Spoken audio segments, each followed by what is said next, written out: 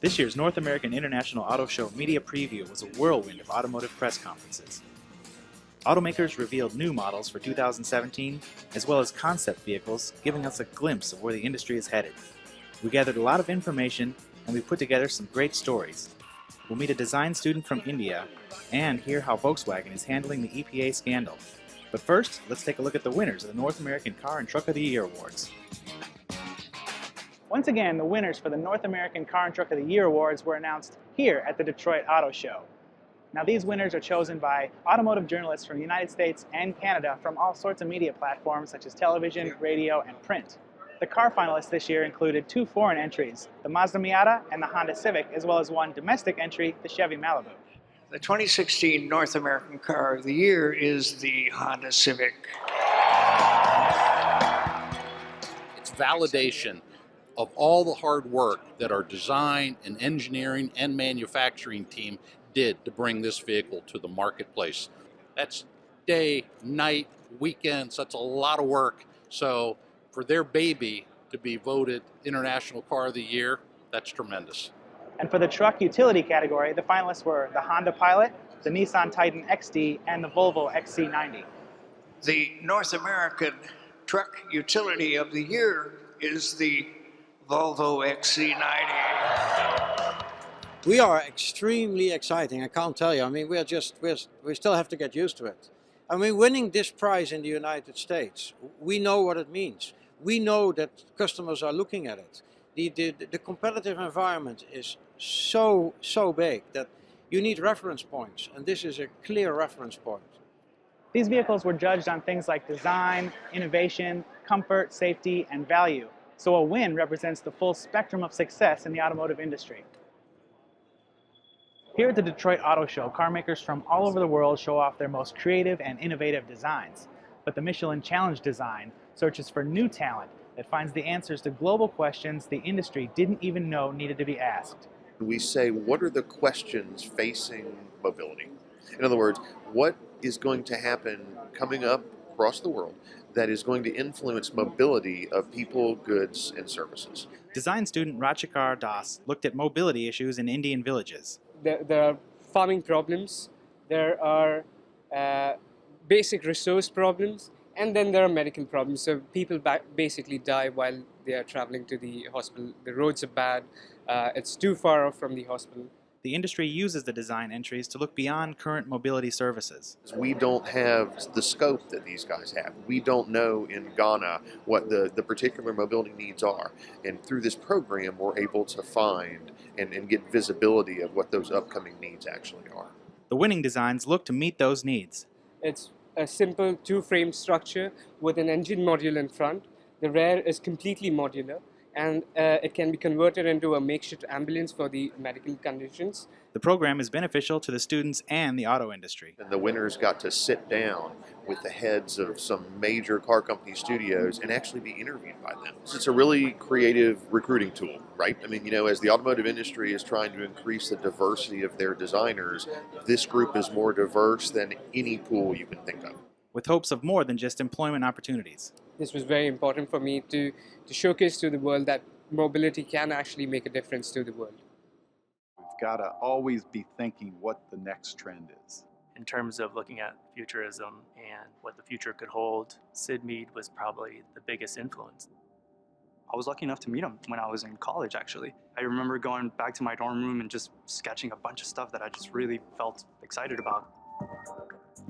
Working on a far-reaching concept is a lot of fun, but I always appreciate some of the challenges with something that's maybe a little bit more rooted in reality as well.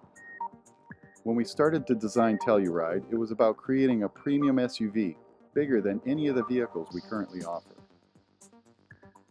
The way we approached the exterior definitely allowed for a lot of interior volume.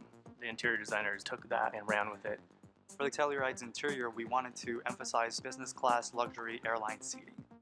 We decided to go with an all-black interior. I think it brings out that technology. There's smart fabric in the seat back of the seats. This fabric will actually read your vitals and display them on the screen next to you in the doors.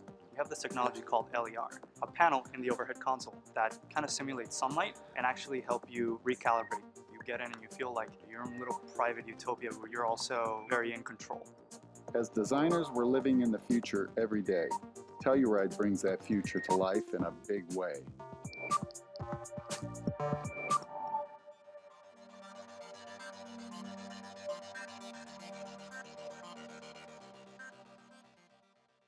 In September of last year, news of an apparent EPA scandal at Volkswagen rocked the auto industry, as well as Volkswagen owners and dealers. We know that we have let down our customers and dealers, the authorities, and the American people. And I'm truly sorry for that. Max Muncy with the Detroit Auto Show says this is the right platform for Volkswagen to speak out. So automakers come to our show to make global, impactful news for their brand. So I can certainly see them coming here to interact with the global media on a one-on-one basis and to tell their story and how they're going to move the brand forward. Starting first with their customers. We launched the voluntary customer goodwill program with a $500 prepaid Visa card and the $500 dealer reward card. And also meeting with authorities. We will not only have to finalize the discussions with the responsible agencies about the remedies, but we will have also to start implementing those remedies. And resolution is already underway in Europe. In Europe, we already developed good approved solutions for about 8.5 million affected cars. And we are confident we will develop good approved solutions for our US customers too. But news Tuesday that the EPA had rejected Volkswagen's proposed solution will delay that process. It sounds ambitious given the current situation, but we want to reignite America's love for Volkswagen. Because our brand has something important, something unique to offer. And that is more innovation, higher quality, and better design than any other high-volume brand. Volkswagen needs customers to focus on those qualities that brought them to the brand in the first place, and not on mistakes made in the past. Despite the dark clouds hanging over Volkswagen, there were still a lot of people checking out their exhibits. Coming up after the break, we'll show you a new long-range electric vehicle with some surprising features, and a new car company planning on producing a $300,000 supercar right here in America. And we'll check out some of my favorites, Detroit muscle cars. Stick around.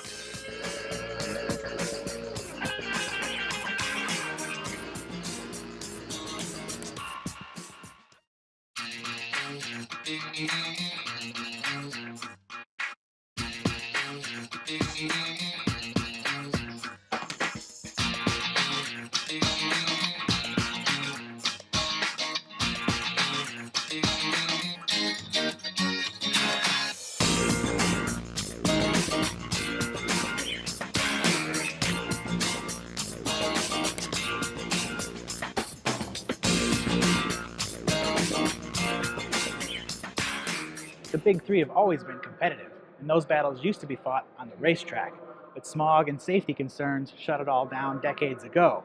But thanks to modern technology, big horsepower is back on the menu in Detroit. Everybody thought they were the king of the hill. Certainly, the legendary engine of the era was really the 426 Hemi. We think that we've brought back something equivalent, actually maybe greater in history, because the new Hellcat at 707 horsepower and 650 foot-pounds of torque, it is the most powerful engine ever for any muscle car.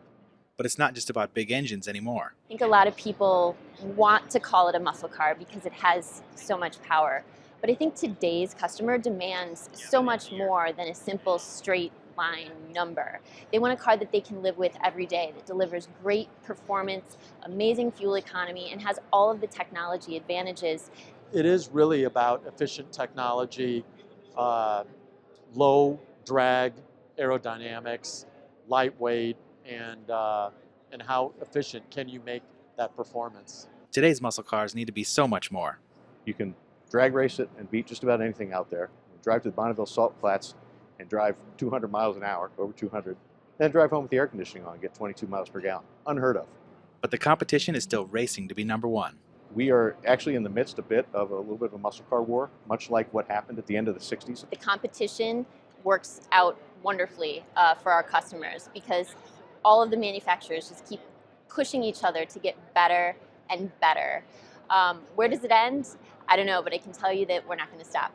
With all these qualities, muscle car fans have more options than ever.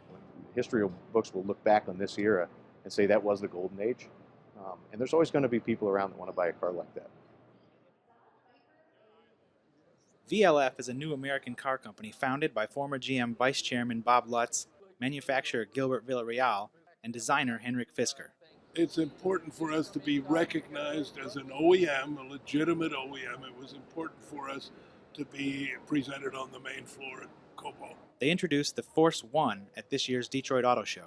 America is still probably the largest luxury car market in the world, and I think it's sort of a pity that there's no homegrown products. So we just, Bob and Gilbert and I, we love cars. We have loved cars our whole life, and we just felt like, why isn't there an American supercar? Why isn't there a sports car in this segment? And Michigan Governor Rick Snyder got a sneak peek. Well, the governor was very pleased. We showed him both cars and told him that they are made in Auburn Hills. He was greatly pleased. I think it's a good thing for Michigan. Who's going to buy this car? So I think it'll be a collector item. I think it's people who want a vehicle which you don't see that often. If you live in a very affluent neighborhood, you might see Porsches or Mercedes or whatever all the time. But in this case, you're going to see this very, very rarely. And their business model is to stay small. We don't want to get big because if we get big, it's going to complicate things on a number of fronts. For instance, if we stay under 1,000 employees, the last I heard is we never have to meet fuel economy regulations. If we get too big, then we have too many models and we need too big an engineering staff and too big a design staff, and the whole thing becomes cumbersome. A small company trying to fill big shoes right here in the States. And I think we're going to have a lot of fun together, doing a lot of fun cars, something a little bit extreme and different, and that's really what this company is about.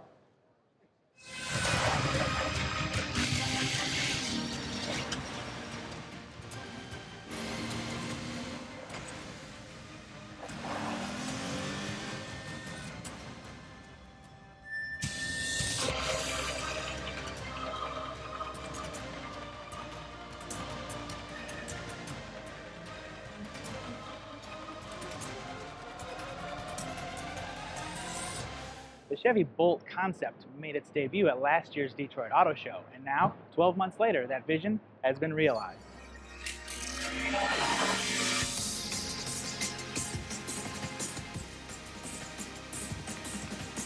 Ladies and gentlemen, presenting the 2017 Chevrolet Bolt EV. Chevy claims this new EV is unique in the market. We cracked the code of being able to provide long-range EV at an affordable price. We really don't have a direct competitor. There's no one else out there that we've seen that actually has a vehicle to show that has over 200 miles of EV range at an affordable price such as the Bolt EV at $30,000. With unique features as well. Yeah, so one of the cool features that we're providing here, it's the first for Chevrolet, is called rear camera mirror. And it's actually using a wide-angle lens on the back of the vehicle and projecting that image across the entire mirror surface. And what does that mean? Your view in the mirror is not going to be obstructed by rear seat passengers or any cargo. The Bolt is also designed with innovative battery placement. By integrating the battery into the floor, we created a flat, open cabin that comfortably accommodates up to 5 passengers. And what about performance? With 266 foot-pounds of torque, 200 horsepower, and a final drive ratio of 7:1, the Bolt EV accelerates from 0 to 60 in less than 7 seconds. And the real kicker? And using the optional DC fast charging system, the battery can be charged to provide 90 miles of range in about 30 minutes. After the break, we'll look at the mid-size truck market. We'll try to find out when Detroit will offer us a self-driving car. And finally, we'll take a look at auto shows, past and present. You get to see some old movie footage my great Uncle Ed shot at the 1958 Chicago Auto Show. It's some pretty neat video.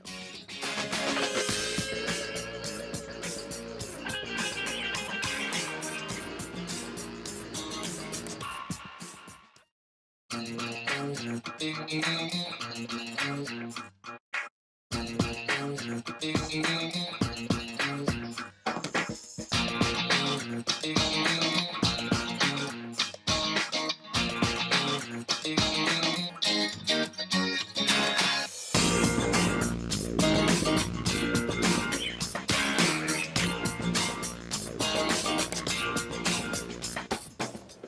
the fact that there's no autonomous vehicle on the floor here in Detroit, vendors are displaying the technology needed to move the industry in that direction. So I couldn't help but ask automakers where they were with their programs. And Ford in particular has been developing the technology for 12 years. Our autonomous vehicle is fully self-driving, so that's a huge paradigm shift from a production car, and so everything on the vehicle is completely specific to that car. And companies like ZF work to develop those systems. We need a safety relevant, a clear, safe and secure recognition of the environment of the car if you want to fire an airbag like this. And that's the same technology like you need for the automatic driving. But it's not completely reinventing the wheel. And so we didn't go ahead and reinvent traction control, for example. We used that because it's part of the powertrain in the vehicle. Ford tests at a facility called M-City, a mock recreation of a real city with miles of roads representing multiple conditions. It's closed to the public, so we can set up scenarios that you and I wouldn't experience that often driving on the road. You know, for example, a pedestrian stepping out between two parked cars. And Chevrolet designed the Bolt EV to be self-driving ready. An electric vehicle already has electric power steering, electric brakes, electric throttle or throttle by wire. And once everything's controlled by electronics, I can now control it by a computer, enable for the future of car sharing and autonomous driving. So how long till we see self-driving cars here in Detroit? The underlying technologies that will enable all of this should be ready probably in the 3 to 5 year time frame. Plenty of time for the industry to figure out just how this will affect car making. This really is a paradigm shift, I like to think of it as sort of the change between, Kodak film and digital photography. It's a big change.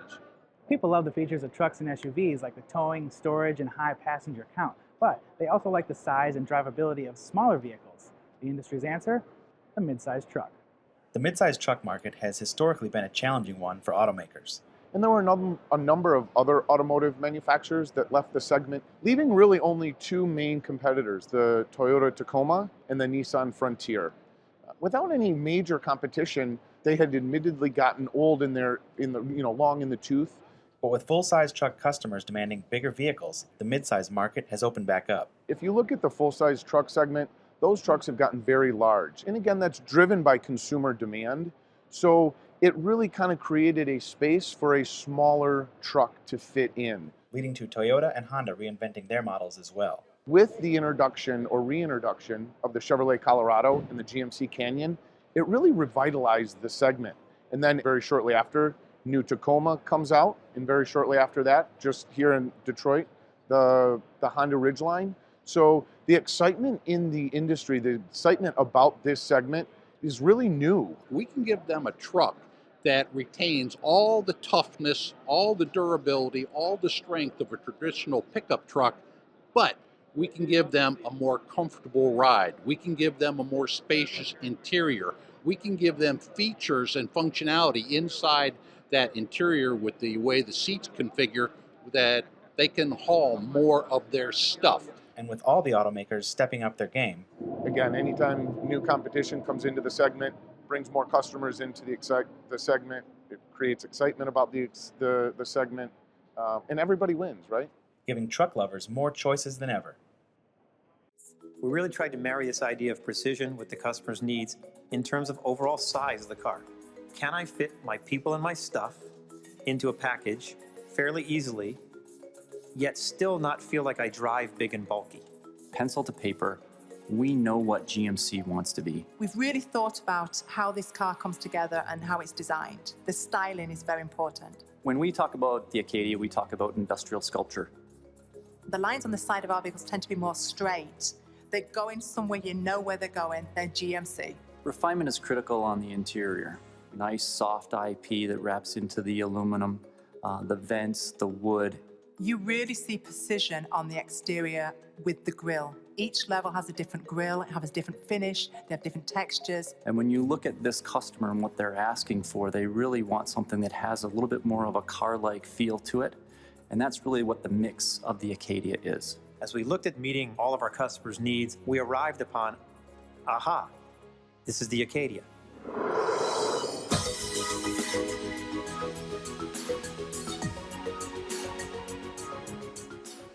As kids, my sister and I would love to come to the auto show. We'd grab the biggest bag we could find and start stuffing it with all the free swag at the exhibits. And now, as an adult, the industry still pulls me in with their awe-inspiring exhibits of amazing vehicles. In the 1960s, growing up in Detroit, it was a family adventure to come to the Detroit Auto Show. And as a young gearhead, we'd instantly go to where the muscle cars were. Automakers have always gone to great lengths to build exhibits that showcase their latest and greatest models. Well, a lot goes into imagining how the customer will use the car.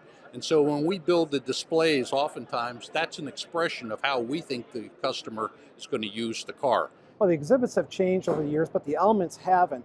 In the 1960s, you'd have cutaway engines. We'd all stand around to get a closer look. And the same is true today. We've got the Hellcat engine over there. It's the world's highest horsepower V8 engine. It's changed, but it's still the same. Horsepower, high impact colors, and things like that. The experience as a show goer has changed as well. In a sense, it's still the same. It's just how people go about it is different. So it's the same because everybody's excited to come into the show, but instead of collecting all the brochures, they're taking pictures, they're taking selfies, we're handing out flash drives at different shows. So it's just a matter of gathering the information in a different manner. But the excitement of the auto show is still there. So where does the auto show grow from here? With the popularity of CES, there seems to be a greater and greater focus on the tech-driven shows like that, and I think you'll continue to see it more and more in your traditional consumer shows. I love that old car show video. It's like a glimpse of automotive history. Thanks for watching our coverage of the 2016 Detroit Auto Show. I'm Ed Kiner, and we'll see you next time.